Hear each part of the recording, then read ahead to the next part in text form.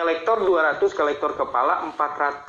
Nah, berarti membutuhkan kumnya itu tadi 200 ya. Nah, pendidikannya ini 40%. 40% dikali dengan 200 ya, 200 kebutuhan kum. Maka pendidikan pengajaran yang harus Bapak Ibu penuhi 80 kum ya. Lalu penelitian itu 40% dikali dengan kebutuhan kum sebanyak 200. Ya, itu berarti kebutuhan kum dengan penelitian dengan pengajaran itu 80 ya, sama poinnya. Pengabdian dan penunjang 10% dikali kebutuhan 200 maka 20 kum. Seperti tadi yang saya sampaikan, untuk pengajaran jangan hanya mengacu pada kegiatan mengajar saja ya. Karena kalau hanya mengajar saja dikhawatirkan ketika menuju jenjang berikut yang lebih tinggi, kekurangan poin kumnya ini kita mencarinya agak sulit ya. Artinya, jadi dari pihak perguruan tinggi ini mengatur sedemikian fungsi-fungsi tugas bagi dosen-dosennya yang ada di perguruan tinggi. Misalnya bukan hanya segi mengajar, tapi kebutuhan lainnya seperti membimbing skripsi, menguji skripsi ya, membimbing KKN magang, atau dosen-dosen wajib melakukan atau membuat ya suatu modul ya, modul pembelajaran mata kuliah di AMPU. Nah, ini nilainya cukup besar ya untuk modul. Jadi untuk menambahkan ke jenjang khususnya ya, untuk menambahkan bidang A tadi, pengajaran dan pendidikan. Nah, itu untuk menambahkan ya poin ketika pengajaran ini nilai kumnya dalam 2 tahun terakhir ini kurang menutupi 80 tadi ya, maka ditambahkan dengan kegiatan-kegiatan pengajaran lainnya. Seperti jabatan struktural itu mendapatkan nilai angka kredit juga. Nah, itu bisa dilihat pada POPAK 2019 ya. Untuk penelitian ini nih untuk 200 ya, penelitian lektor 200 ke lektor kepala 400, minimal Bapak Ibu harus memiliki jurnal internasional ya, bereputasi sebagai penulis pertama dengan ijazah S3 ya. Nah, untuk lektor 200 ke lektor kepala 400 bagi dosen yang memiliki ijazah S2 tadi ya, harus memiliki wajib ya jurnal internasional, jurnal nasional teknik Sinta 1 atau 2 ya. Bagi yang magister itu wajib jurnal internasional bereputasi ya sebagai penulis pertama. Nah, itu yang menjadi syarat dan ketentuan ketika Bapak Ibu mau masuk ke jenjang berikutnya yang lebih tinggi. Nah, poin keempat, syarat khusus tiap jenjang harus terpenuhi. Apa yang dimaksud syarat khusus tiap jenjang harus terpenuhi? Kita lihat ya. Nah, misalnya pengajuan ke reguler ya, dari mulai asisten ahli itu minimal wajib memiliki 1 jurnal nasional sebagai penulis pertama, peringkat 3 atau 4 atau 5 atau 6 ya. Jadi salah satunya, atau jurnal nasional yang tidak terakreditasi. Nah, misalkan jurnal yang ada di STAI Darun Najah ya sudah ada dan belum terakreditasi, minimal harus sudah memiliki ISSN dan e-ISSN. Nah, ISSN cetak dan ISSN online. Nah, itu nilai maksimumnya 10 ya. Nah, itu sudah ada nilai angka kredit tadi. Tapi satu hal yang harus saya sampaikan, untuk pengajuan ke jenjang akademik fungsional dosen, baik di Kopertes maupun di Kementerian Agama, semua harus wajib sudah online ya. Jadi jurnal yang ada di Darun Najah sebaiknya mudah-mudahan sudah online ya. Nah, ini akan membantu para dosen yang ada di perguruan tinggi. Untuk jenjang lektor, minimal wajib memiliki 1 jurnal nasional sebagai penulis pertama ya, baik itu peringkat 3, 4, 5 atau 6 ya. Minimal wajib memiliki 1 jurnal nasional ya. Nah, lektor ini 2 tahun setelah dari Jafung sebelumnya ya, misalnya dari Jafung asisten ahli ya. Begitupun ke jenjang lektor kepala, minimal 2 tahun dari Jafung sebelumnya. Nah, jika S2 ya, Bapak Ibu wajib harus memiliki ya 1 jurnal internasional bereputasi sebagai penulis pertama ya, seperti tadi yang saya sampaikan sebelumnya. Nah, tapi dengan ijazah S3, Bapak Ibu wajib memiliki jurnal nasional saja ya, terakreditasi peringkat 1 atau 2, tapi sebagai penulis pertama. Nah, ini ada tingkatan untuk syarat pengajuan ke reguler. Nah, jenjang profesor, ini yang terakhir, yaitu Bapak Ibu wajib minimal memiliki 2 jurnal internasional bereputasi sebagai penulis pertama yang berdampak impact factor tadi ya, khususnya untuk bidang keilmuan agama, impact factornya 0,5 minimal. Baik, lalu bagaimana jika pengajuan loncat jabatan? Nah, ini loncat jabatan misalnya ya, Bu Duna saat ini misalnya asisten ahli dan sudah memiliki ijazah S3 ya, bisa langsung loncat ke jenjang lektor kepala. Nah, syarat-syaratnya apa? Nah, harus memiliki 2 jurnal internasional bereputasi sebagai penulis pertama. Itu bisa dilakukan. Ya, tidak harus mengikuti syarat pengajuan yang reguler tadi ya. Langsung loncat pun bisa, tapi dengan syarat tadi minimal sudah S3 dan wajib memiliki 2 jurnal internasional bereputasi sebagai penulis pertama. Nah, bagaimana dengan lektor ke profesor? Nah, ini syaratnya 4 jurnal ya. 4 jurnal dan harus sudah S3 gitu ya. Nah, ini syaratnya untuk jenjang profesor ini banyak hal ya, bukan hanya dari segi 4 jurnal internasional bereputasi dan harus berdampak impact factor ya. Nah, itu yang syarat lainnya seperti tadi, minimal 10 tahun dari dosen tetapnya dan 3 tahun dari selesai studi S3-nya. Nah, itu harus diperhitungkan ya.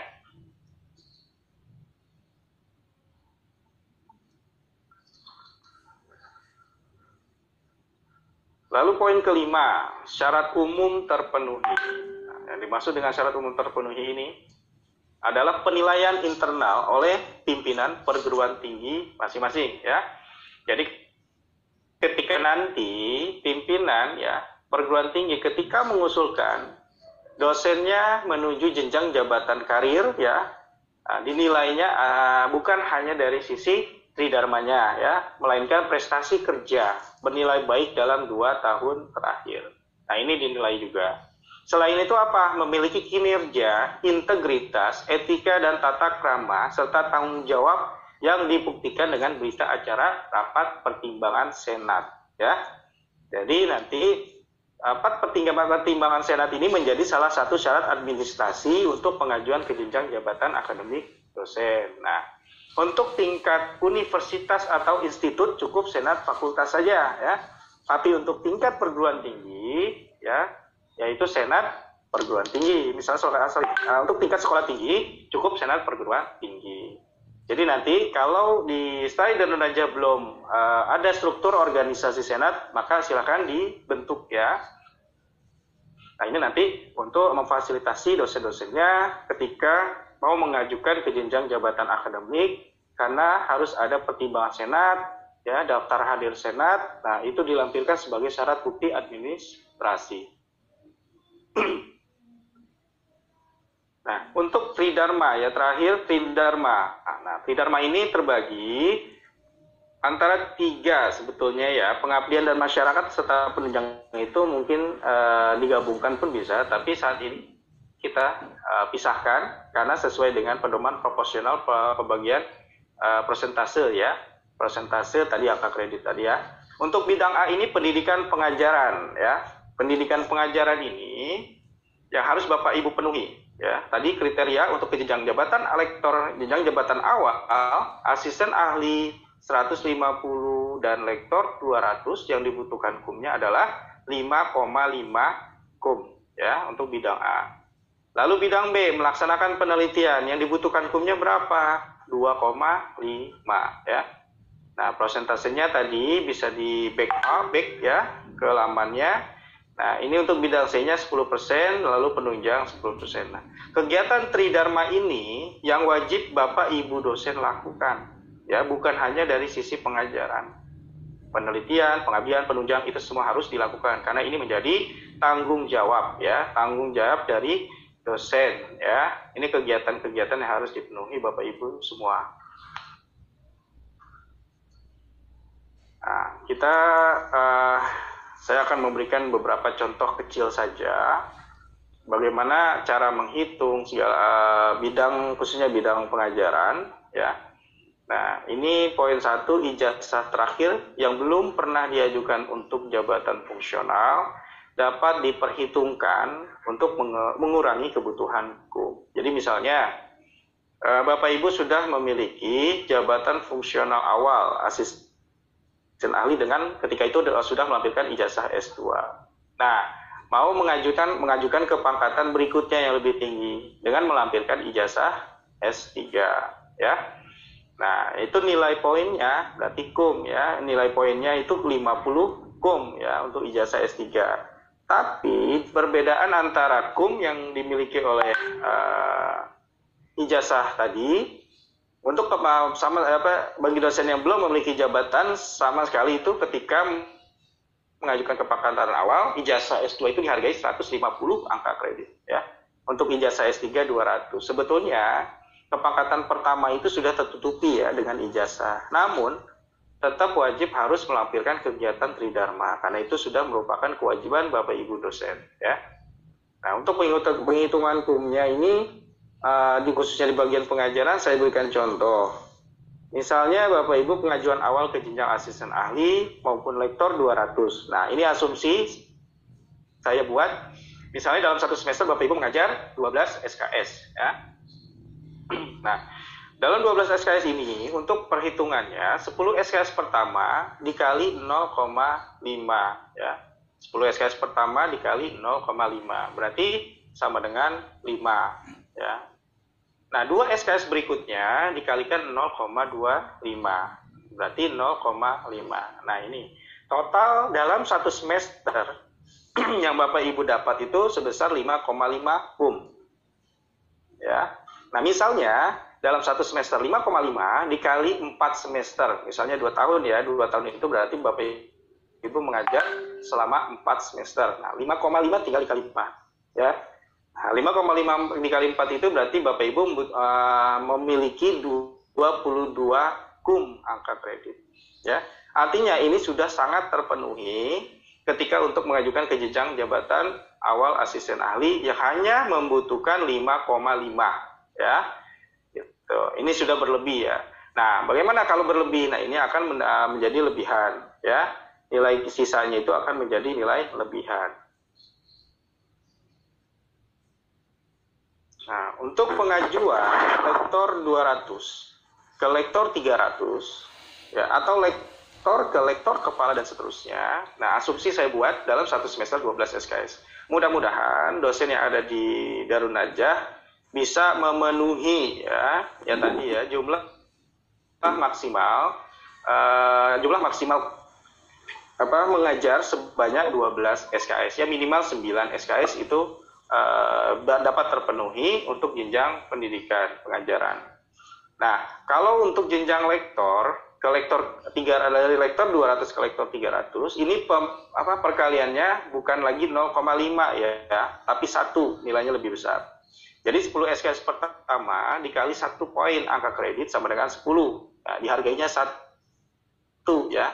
Kalau tadi asisten ahli dihargainya 0,5 ya. Nah, lalu 2 SKS berikutnya dikali 0,5 sama dengan 1.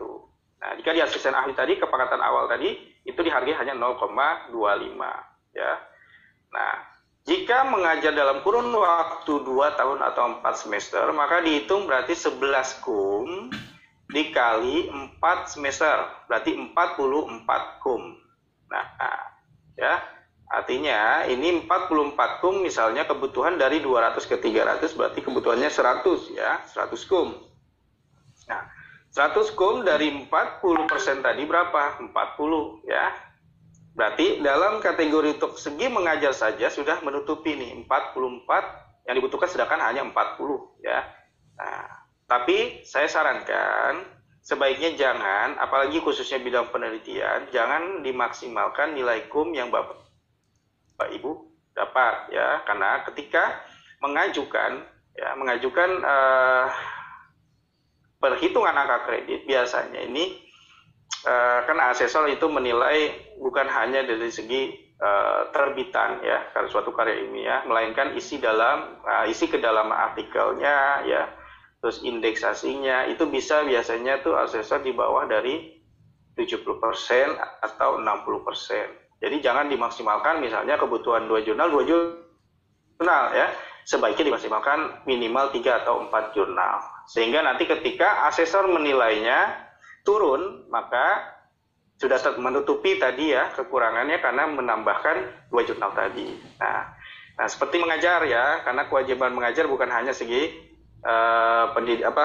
mengampu mata kuliah saja ya, dibagi kegiatan lainnya seperti membimbing, menguji, KKN magang. Nah, karena kalau sudah dosen bersertifikasi ya, nah ini kegiatan itu ya wajib dipenuhi karena ada syarat-syarat minimal 12 SKS, maksimal 16 SKS. Itu nanti ya, kalau sudah sertifikasi. Nah, ini poin ketiga ini saya sampaikan, ya, untuk pembimbing skripsi dilakukan oleh minimal dosen yang telah memiliki jabatan fungsional asisten ahli atau lektor 200, artinya kepangkatan awal. Nah, namun di STAI Darun Najah, saya belum itu tahu sejak kapan ya mulai berjalan. Nah, dan dosen-dosennya sudah memiliki jabatan fungsional atau belum ya. Nah, jadi sementara waktu ya, karena memang belum sepenuhnya dosen-dosen yang ada di STAI Darun Najah memiliki jabatan fungsional, ya boleh dibagi ya, karena untuk menutupi tadi kebutuhan yang harus dipenuhi ke jenjang jabatan awal ya. Nah, untuk membimbing dan menguji skripsi tidak boleh dengan mahasiswa yang sama. Nah, ini tidak diperkenankan. Ya, membimbing mahasiswa ya satu orang dan menguji mahasiswa yang lain. Nah, gitu ya. Jadi kumnya itu tidak boleh ya, tidak dapat dihitung ketika dosen tersebut membimbing serta menguji skripsi dengan mahasiswa yang sama. Gitu. Nah, semua ini Bapak Ibu bisa melihat pada aturan PO-PAK 2019 pada halaman 11 sampai dengan 22 ya. Sengaja ini saya berikan ini agar Bapak Ibu bisa membaca lebih detail karena aturan-aturan lainnya ada di PO-PAK 2019. Nah, bagaimana dengan bidang pelaksanaan penelitian ya? Misalnya di sini. Ya, ketika nanti Bapak Ibu melaksanakan penelitian dan mengajukan ke jenjang jabatan akademiknya, harus wajib memenuhi syarat-syarat tadi. Ya, isikan secara detail semua file isian yang ada pada aplikasi. Ya, aplikasi Pak kita nanti ya. Cantumkan link URL laman jurnal yang menampilkan halaman depan, ya, editorial board, abstrak, dan full text artikel yang dimiliki Bapak Ibu yang diterbitkan oleh jurnal tersebut. Ya. Nah, ini selain semua itu, nanti biasanya di jurnal-jurnal itu menampilkan indeksasi, ya, banner-banner indeksasi yang ada pada laman website tersebut, sehingga biasanya asesor itu mengklik banner itu langsung menuju pada website ya Sinta misalnya, itu ketika diklik akan menuju pada website Sinta. Benar nggak sih jurnal tersebut sudah terakreditasi atau terindeks Sinta 2 atau 3? Nah, di sana bisa dilihat. Makanya kenapa harus URL ya online ya, karena aplikasi Pak online kita ya sudah wajib jurnal yang online. Ketika tidak online, apa yang mau diajukan nanti ya, karena asesor itu hanya ketika mau menilai hanya mengklik link URL itu lalu menuju laman si website tersebut ya, website OJS si jurnal publisher tadi ya. Nah, itu untuk bidang penelitian. Nah, bagaimana proporsi kum nih untuk penulis pertama? 60%. Misalnya Bapak Ibu menulis karya ilmiah itu sendiri misalnya, itu tidak ada pembagian ya. Jadi jatahnya 100% full pembagian jatahnya. Nah, bagaimana menulis artikel didampingi penulis lain atau disebut dengan corresponding ya, atau koresponden ya. Nah, pembagiannya ini untuk penulis pertama 60%, penulis koresponden itu 40%. Nah, ini jika penulis dua ya, penulis pertama dan kedua. Nah, bagaimana penulis karya ilmiah ini ada 3 atau 4, seperti itu ya. Nah, kalau penulis pertama tetap jatahnya 60% dan tidak dibagi ya. Tapi kalau penulis pendamping korespondensi, misalnya 3 orang, berarti 2 ya. 2 orang di belakang dari penulis pertama itu, jadi nilainya 40%. Nah, 40% itu dibagi lagi 2 orang itu ya. Itu yang harusnya tadi nilai hukumnya misalnya ya 10 untuk jurnal nasional non akreditasi.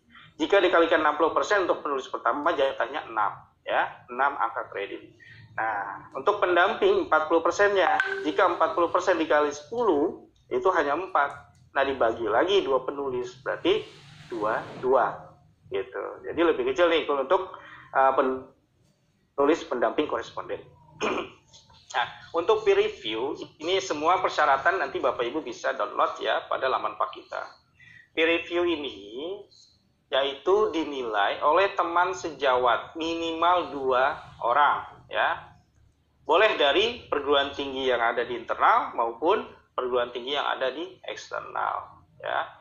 Wajib harus sebidang ilmu yang bidang keahliannya sama ya. Itu. Lalu minimal telah memiliki jabatan fungsional sama dengan jabatan fungsional yang akan diajukan oleh dosen. Artinya ketika memilih teman sejawat untuk melakukan penilaian peer review, itu boleh dengan jabatan yang sama. Gitu. Dan wajib harus dilakukan oleh 2 peer review teman sejawat untuk menilai peer review dari masing-masing artikel publikasi yang Bapak Ibu terbitkan. Jadi 1 karya ilmiah dinilai 2 teman sejawat ya. Nah, ini syaratnya, boleh dari luar PT KIS, boleh dari eksternal PT KIS ya, internal PT KIS. Lalu perhatikan syarat khusus jurnal untuk kenaikan sistem jenjang. Nah, ini ada pada POPAK 2019. Nah, syarat-syaratnya tadi ya sudah saya sebutkan, jadi Bapak Ibu nanti bisa membacanya. Nah, untuk bidang melaksanakan pengabdian pada masyarakat, ini yang saya beri contoh itu kegiatan seperti KKN ya, KKN atau magang. Jadi jadi dosen harus mengunggah ya pada laman Pak online-nya nanti, yaitu bukan hanya dari halaman cover ya, laporan penelitian itu berupa ada halaman cover, kata pengantar, lalu daftar isi dan pendahuluan serta penutup. Nah, selain itu harus dilampirkan syarat-syarat pendukung lainnya ya, SK atau surat tugas ya dosen untuk melakukan kegiatan pengabdian masyarakat membimbing mahasiswa KKN ya. Nah, SK ini ditandatangani oleh pimpinan perguruan tinggi. Nah, selain itu apa? Foto kegiatan ya, foto kegiatan, nah itu dilampirkan. Nah, selain itu materi dan bukti kegiatan yang menunjukkan peran masing-masing dosen. Nah, biasanya kegiatan KKN ini ya dibimbing lebih dari 1 dosen ya, atau bisa jadi 1 dosen ya, tergantung dari pembagian perguruan tinggi. Nah, meskipun ya poin ketiga, meskipun dalam kegiatan yang dilaksanakan oleh beberapa dosen, laporan masing-masing dosen dibuat sendiri-sendiri, jadi nilai hukumnya utuh ya.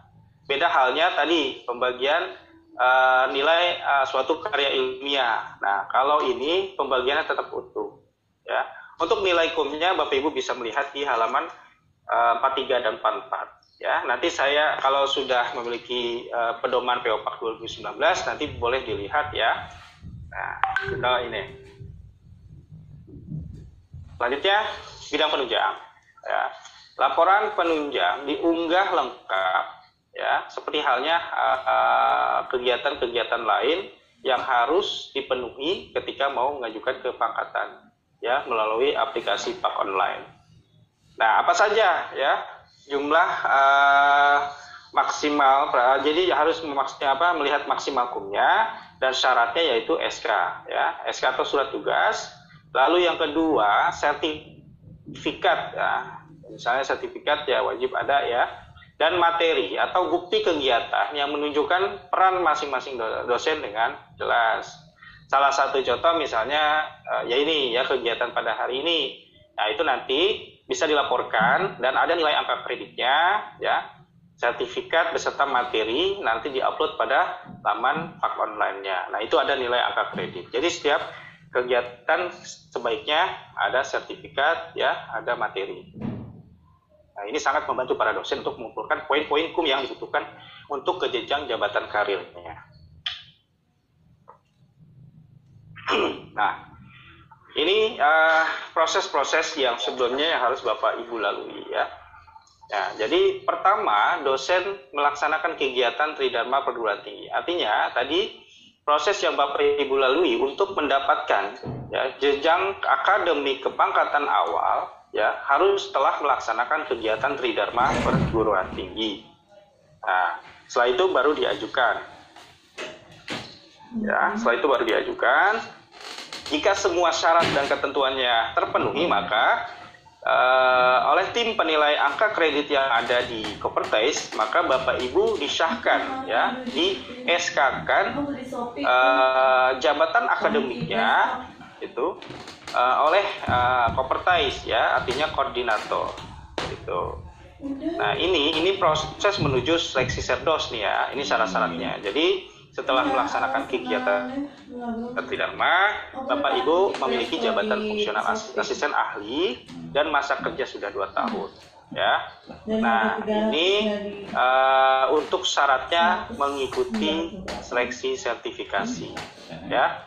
Nah, nanti diusulkan, ya, diusulkan oleh perguruan tinggi setelah syarat itu terpenuhi. Nah, yang mengusulkan siapa? Ya, pimpinan perguruan tinggi yang ada di tempat Bapak Ibu, ya. Nah, jadi menurut Permenristek Dikti nomor 20 tahun 2017, dosen yang telah lolos sertifikasi berhak mendapatkan tunjangan profesi, ya. Nah, jadi 3 struktur ini yang harus Bapak Ibu penuhi di awal, ya.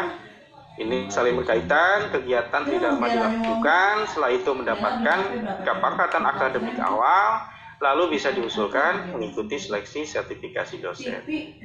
Setahu informasi saya di Darul Najah Jakarta belum ada, ya, yang memiliki yang dosen yang sudah tersertifikasi.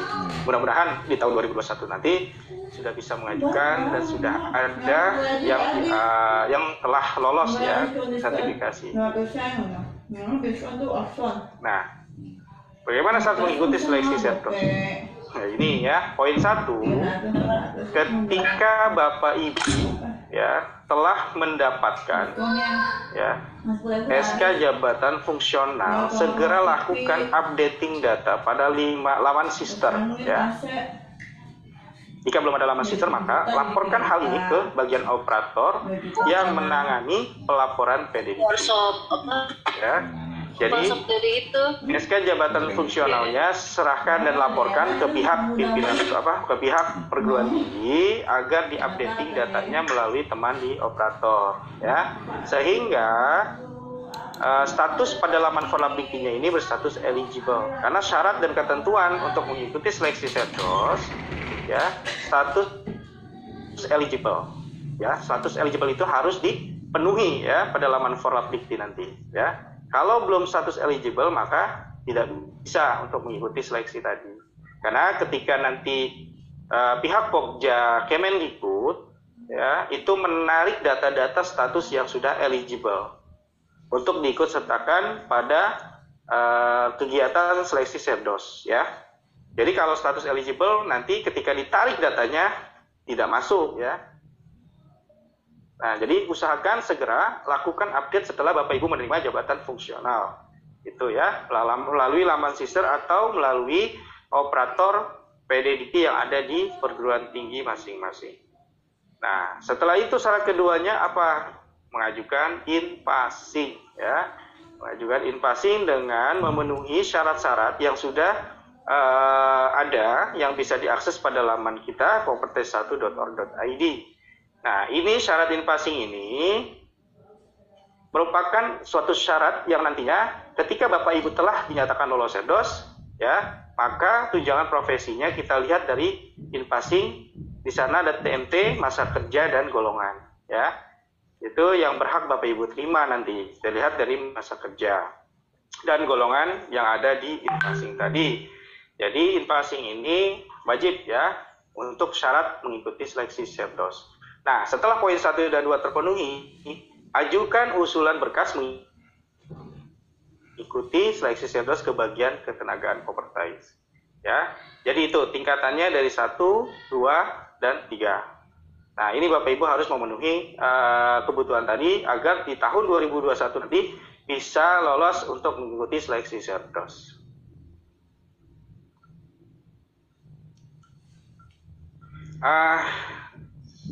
Mungkin itu Pak Moderator, Pak Taufik. Halo Pak. Ya, baik. Terima kasih Pak Alfred Dazwardi yang sudah banyak memaparkan materi terkait dengan jabatan fungsional dosen dan jabatan akademik dosen. Berikutnya sebelum simulasi kali ya Pak Alfred, kami persilakan kepada teman-teman dosen untuk dapat menyampaikan pertanyaan barangkali